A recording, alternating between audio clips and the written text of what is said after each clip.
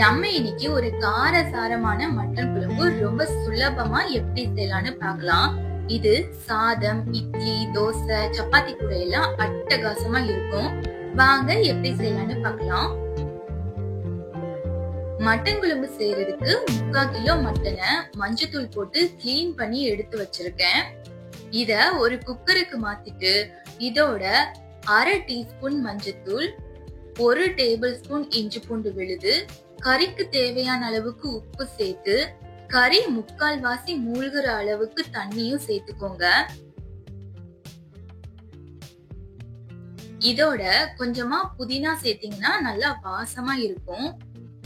நல்ல இளங்கறியா இருந்தா 4 விசில் வச்சு எடுத்துக்கோங்க. அதுவே கறி கொஞ்சம் ஹார்டா இருந்தா கூட 2 விசில் கூட எக்ஸ்ட்ரா வச்சு எடுத்துக்கோங்க. அடுத்து மிக்ஸி ஜார்ல ஒரு 10 சின்ன வெங்காயம், ஒரு 3 டேபிள் ஸ்பூன் துருவின தேங்காய், சின்ன ஸ்பூனுக்கு 1 டீஸ்பூன் மிளகு, 1 டீஸ்பூன் சின்ன சீரகம், 1 டீஸ்பூன் சோம்பு, 3 முந்திரி பருப்பு, 1 டீஸ்பூன் கசகசா, இது இருந்தா சேர்த்துக்கோங்க, ஆப்ஷனல் தான். கொஞ்சமா தண்ணியும் சேர்த்து மிக்ஸில நல்லா மைய அரைச்சு எடுத்துக்கோங்க.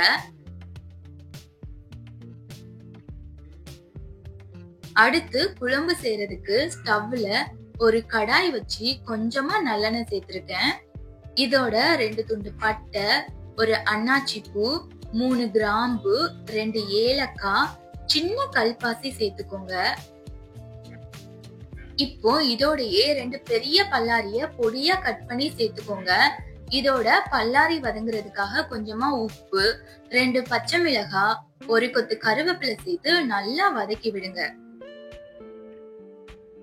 பல்லாரி நல்லா வதங்கினதும் இதோட 1 டேபிள் ஸ்பூன் இஞ்சி பூண்டு விழுது சேர்த்து வதக்கி விடுங்க. இஞ்சி பூண்டு விழுதோட பச்சை வாசனை நல்லா போனதும் 2 பெரிய தக்காளிய பொடியா கட் பண்ணி சேர்த்து வதக்கி விடுங்க. தக்காளி நல்லா வதங்கி வந்ததும் இதோட மசாலா பொருட்களை சேர்த்துக்கலாம். 1/2 டீஸ்பூன் மஞ்சள் தூள், 3 டேபிள் ஸ்பூன் மல்லித்தூள், 1 டேபிள் ஸ்பூன் மிளகாய் தூள், 1 டேபிள் ஸ்பூனுக்கு மட்டன் குழம்பு மசாலா, இல்லனா கரம் மசாலா சேர்த்துக்கோங்க. இதோடயே கொஞ்சமா உப்பு சேர்த்து எண்ணெயோடயே வதக்கி விடுங்க. இப்போ இதோட மட்டன் வேக வச்ச தண்ணிய முதல்ல சேர்த்து வதக்கி விடுங்க. அடுத்து மீதி இருக்கிற மட்டனை இதோட சேர்த்துக்கலாம்.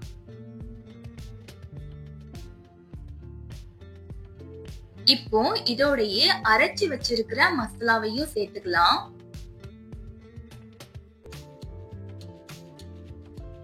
இதோடயே குழம்புக்கு தேவையான அளவுக்கு தண்ணியும் சேர்த்து மூடி வச்சு கொதிக்க விடுங்க. குழம்பு 10ல இருந்து ஒரு 15 நிமிஷம் மீடியம் ஃப்ளேம்லயே நல்லா கொதிச்சிருக்கு.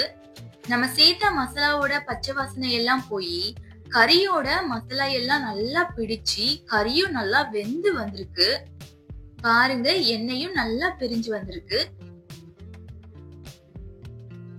இந்த டைம்ல மல்லி இலை தூவி இறக்கிடலாம். நல்ல காரசாரமான மட்டன் குழம்பு ரொம்பவே சூப்பரா ரெடி ஆயிடுச்சு. அப்படியே ஒரு இலைய போட்டு சுடுசோறுல ஊத்தி சாப்பிட்டா கல்யாண வீட்டு விருந்து மாதிரி இருக்கும். நீங்களும் இதே மாதிரி மட்டன் குழம்பு செஞ்சு பாருங்க. ட்ரை பண்ணி பார்த்துட்டு எப்படி இருந்ததுன்னு கமெண்ட் பண்ணுங்க. பிடிச்சிருந்தா லைக் பண்ணி ஷேர் பண்ணுங்க. அப்படியே அந்த சப்ஸ்கிரைப் பட்டனையும் தட்டிடுங்க. இன்னொரு ரெசிபில பார்க்கலாம். நன்றி.